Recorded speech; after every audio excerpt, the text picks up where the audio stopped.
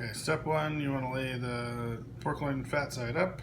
Take a nice sharp knife, and then you just want to cut about a third of the way through, thickness wise from the bottom. And you want to cut not all the way to the back, so you can get to the edge, and then just kind of go like that, so that it's laid out. And you can come back and just do the same thing in the other direction.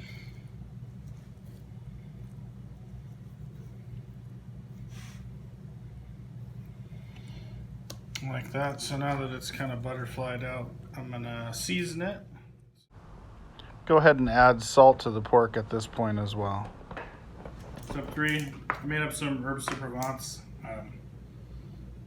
You can use whatever flavors you want. Just give it a light coat of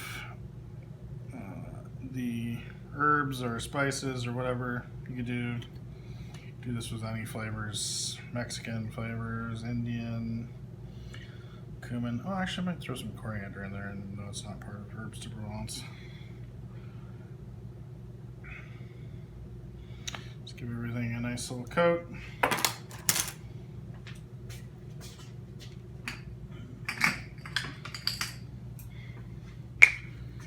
And I'm gonna add some coriander because it's good.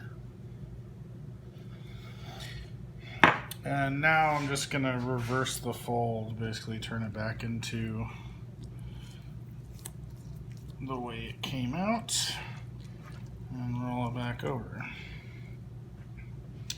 So there's that.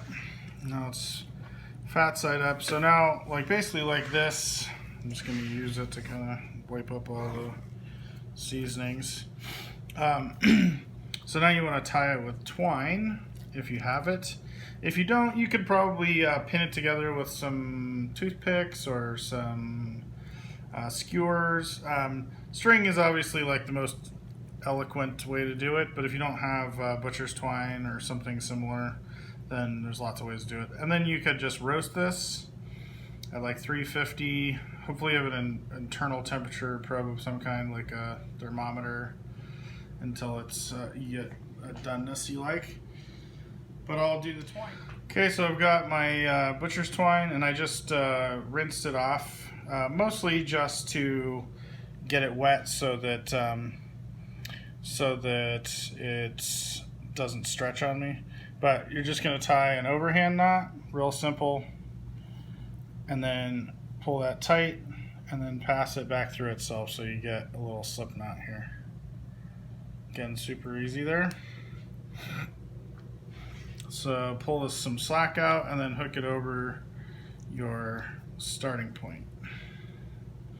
So you want to make the string, when you cut it way longer than you think you need, because you can always cut it off if you don't need it, but it's more of a pain in the butt if you have to add it later. So now just pass the string back under itself, keep your first one tight, and then pass it through. And then we're just going to pull all the slack. And I may have listened to my own advice a little bit too much, so I have a really long string. So just going to pull all the slack out of it, and then just let it bite on itself.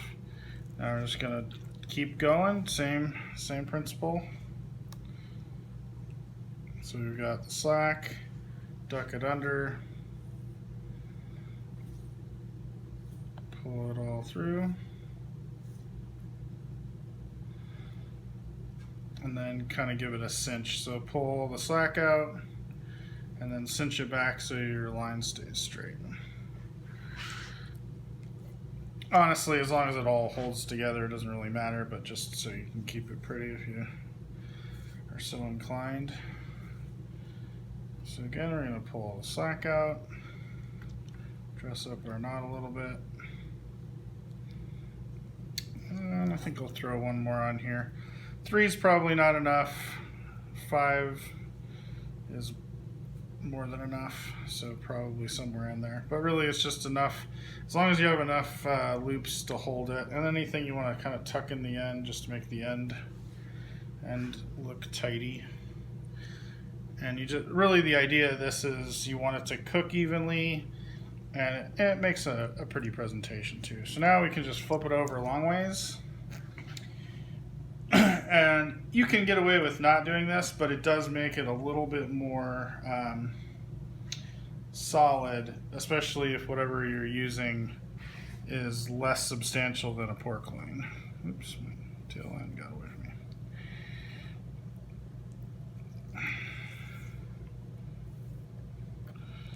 So you're basically just gonna, this allows you to kind of contain the ends.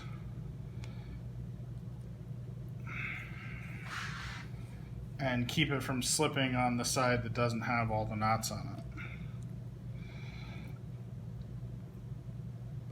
And again, I'm going to dress these up so it's a little more even than it is on this side, because the other side's sort of slipped a little bit, and that's fine. Really, it's just holding it all together. So again, under, and one more time, under.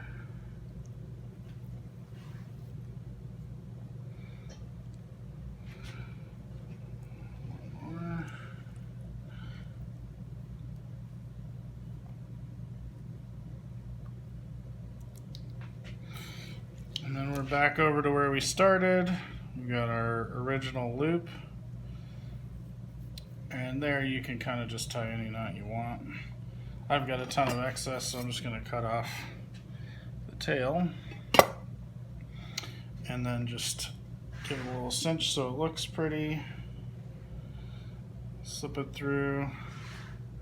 And I'm just tying an overhand knot here. It's nothing complicated. And then just like you would with a present, just throw a finger on it so it keeps it in place. And I'm going to do one more knot just for luck here, maybe.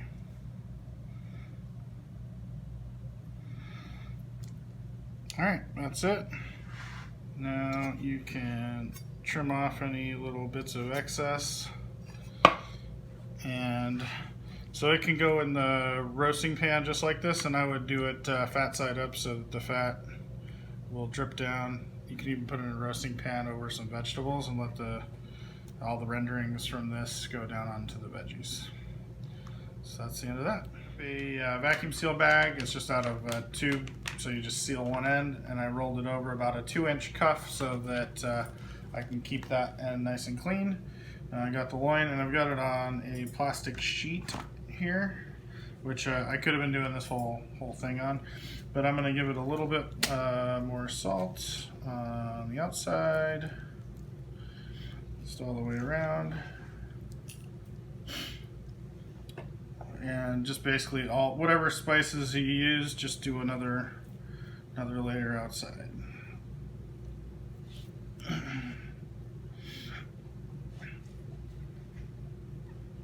Alright, so a little more of our Herbs de Provence here.